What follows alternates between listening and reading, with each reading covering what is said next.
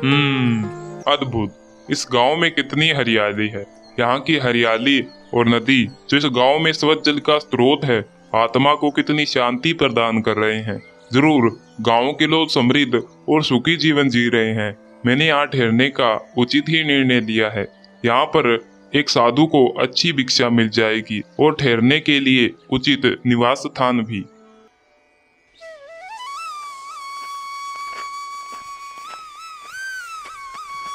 साधु महाराज भिक्षा के लिए गांव में जाते हैं और घर के अंदर प्रवेश करते हैं।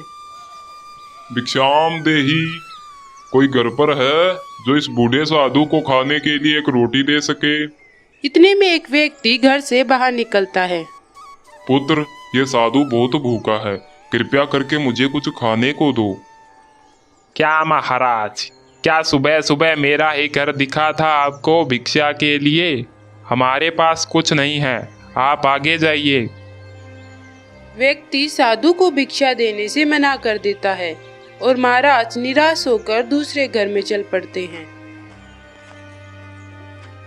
भिक्षाम देही, कोई घर पर है जो इस बूढ़े साधु को खाने के लिए एक रोटी दे सके? आवाज को सुनकर एक महिला गुस्से में घर से बाहर आती है और साधु से कहती है, क्या साधु महाराज, क्या मेरा ही घर मिला था चिल्लाने के लिए? यहाँ हमने अभी तक खाना नहीं खाया है, आपको कहाँ से ला कर दूं? जाओ किसी दूसरे घर में मांगने जाओ। साधु को यहाँ से भी निराशा ही हाथ लगती है और उन्हें काफी दुख भी होता है। इसी तरह अन्य घरों में भी भिक्षा के लिए जाते हैं, लेकिन कोई भी भिक्षा नहीं देता। इस पर साधु महाराज बहुत ही क्रोधित हो जाते हैं। इस गांव के लोग स्वार्थी और निर्दयी हैं। गांव में इतनी संपन्नता होने के बाद भी एक साधु के लिए भिक्षा नहीं दे सकते। मैं इस गांव को श्राप देता हूँ कि यहाँ की नदी सूख जाएगी, खेत बंजर हो जाएगा और पूरा गांव सूखा बंजर बन जाएगा। साधु गांव को श्राप देकर वहां से चले जाते हैं। साधु के श्राप से पूरा गांव बंजर बन जाता है और नदी भी सूख जाती है। पूरा गांव अपनी इस हरकत पर बहुत शर्मिंदा था। उनके स्वार्थीपन ने एक साधु के साथ बहुत बुरा किया। गांव वाले साधु महाराज से माफी मांगने के लिए उन्हें ढूंढने की कोशिश करते हैं, लेकिन साधु महाराज उन्हें नहीं मिलते। श्राप से मजबूर होकर गांव वालों को अपनी आजीविका के लिए गांव से बाहर जाना पड़ता है।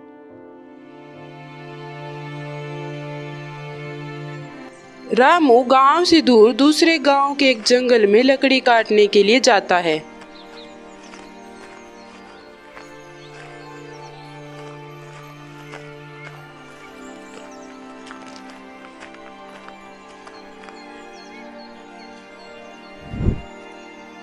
काश मेरे गांव में भी ऐसा जंगल होता तो मैं अपने परिवार के साथ ही रहकर लकड़ियां काटता। लेकिन अब क्या कर सकते हैं, अब तो लकड़ियां काटने के लिए मुझे इस जंगल में ही आना पड़ता है। ये भगवान भी कैसे कैसे खेल खेलता है। अब वहाँ से यहाँ आना भी तो बड़ी दुविधा है, पर क्या कर सकते हैं, अपनी आजीविका के लिए तो यहाँ आना ही पड़ता है। ऐसा सोचते हुए वे लकड़हारा लकड़ी काटने लगता है। लकड़ी काटते हुए उसे किसी के कहराने की आवाजें आती है। तभी वह झाड़ी पार देखता है कि एक साधु महाराज पेड़ के नीचे बैठे हुए कहरा रहे हैं। वह उनके पास जाता है और देखता है कि साधु महाराज के पैर पर तो सांप ने काट लिया था। वह वहां से जड़ी बूटी लाकर उनके पैर पर बांध देता है। कौन हो पुत्र तुम? कृपया करके अपना परिचय दो। महाराज, मेरा नाम रामू है। मैं दूर गांव से यहाँ लकड़ी काटने के लिए आया हूँ। मेरे गांव का जंगल पूरी तरह से शराब के कारण सूख गया है, इसलिए मुझे अपने गांव से यहाँ जंगल में लकड़ी काटने के लिए आना पड़ता है। तो तुम उस सूखे और बंजर गांव की बात कर रहे हो। मैंने ही उस गांव को श्राप दिया था, लेकिन अब मुझे पता चला कि सभी इंसान नीच नहीं होते हैं। तुम अच्छे इंसान हो, तुमने मेरी मदद की है। मांगो, तुम्हारी क्या इच्छा है? महाराज, आपके दिए शराब से गांव का बुरा हाल है। मैं चाहता हूं कि गांव वालों से जो भूल हुई है उसके लिए आप उन्हें क्षमा कर दें और अपने शराब को वापस ले लें। अब गांव वालों को उनकी भूल की सजा मिल चुकी है। नहीं पुत्र, मैं यह शराब वापस नहीं ले सकता हूँ, लेकिन हाँ, मैं तुम्हें एक उपाय अवश्य बता सकता हूँ। कैसा उपाय बाबा, आप बताइए। मैं गांव की भलाई के लिए सब कुछ करने को तैयार हूँ। इस जंगल के बीच में एक बरगद का पेड़ है, उस पर पक्षी राज रहते हैं, तुम उनसे मिलो, वह तुम्हारी इसमें अवश्य मदद करेंगी। ऐसा सुनकर लकड़हारा पक्षीराज की तलाश करते हुए जंगल के बीच एक पुराने बरगद के पेड़ पर पहुंच जाता है। पक्षीराज मेरी मदद करें, मुझे आपकी सहायता चाहिए। तुम कौन हो और यहाँ क्यों आए हो? लकड़हारा सारी कहानी बताता है, जिसे सुनकर पक्षीराज कहते हैं, देखो पुत्र, तुम्हारे गांव को जो श्राप मिला है वो बहुत ही महान साधु द्वारा दिया गया है।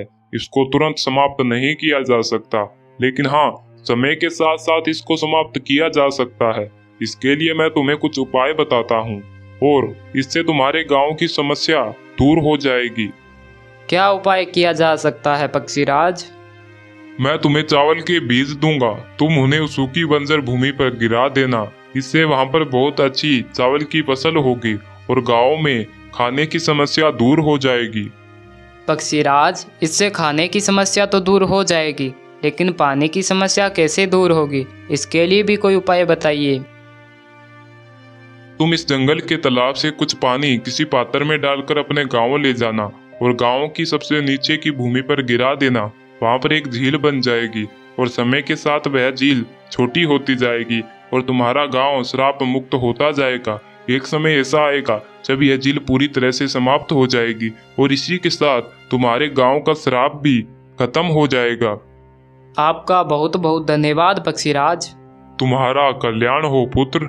लकड़हारा पक्षीराज के बताए अनुसार ही करता है, जिसे गांव में चावल की फसलें लहराने लगती है और एक पानी की बड़ी झील भी बन जाती है। अब समय के साथ साथ गांव का श्राप खत्म हो जाता है, जिसे गांव के लोग दान और दक्षिणा का एक पाठ सीखते हैं।